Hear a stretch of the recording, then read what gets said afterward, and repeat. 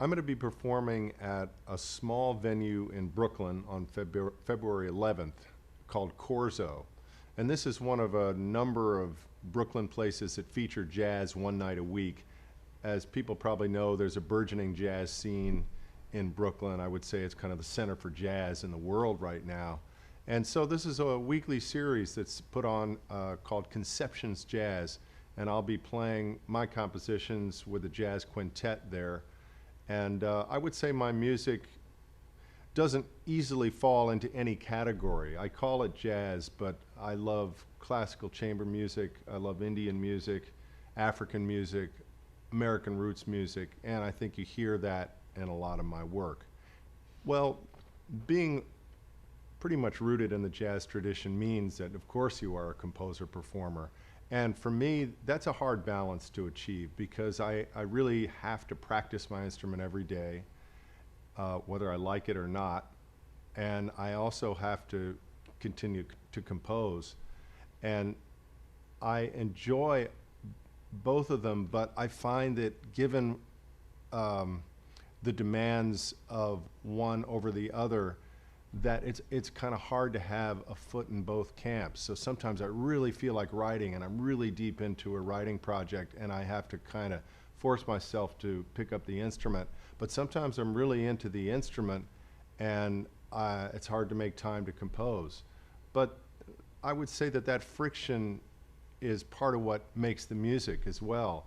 And so to be able to do both these things still feels like a blessing, even if it's hard work, because I'm so invested physically in what I do as a jazz player. I'm writing not only for my collaborators, literally on stage, but I'm writing for myself, and I think that keeps the music very grounded.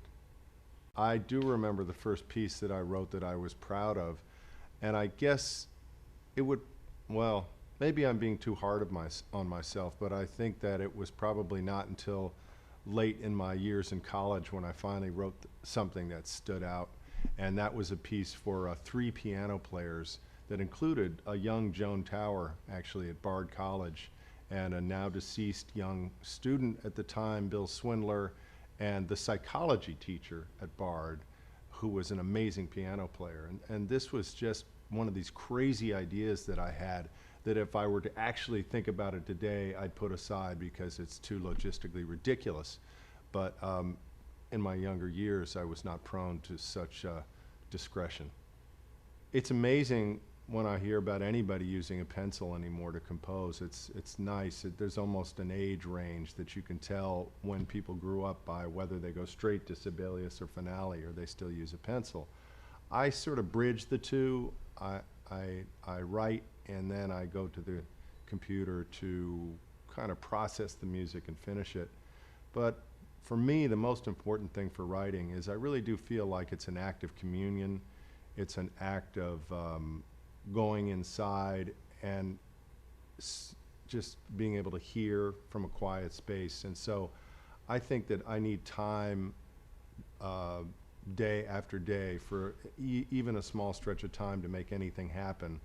And for that reason, a lot of the best work I feel I've done in the past few years has been at artist colonies, where I'm able to actually absorb into the silence and really get something going that I can dream about and think about when I'm jogging and think about when I'm eating and there's no distractions. And I just think that's incredibly important to really get inside yourself. There are so many different ways to write for improvisers. One way, and the best known way, is to write a short theme and then have everybody communicate amongst themselves and take off from that theme. But also throughout history, but I think especially lately, there have been composers writing a lot of music for jazz ensembles where there's less improvisation and more writing. And I've been doing a lot more of that recently.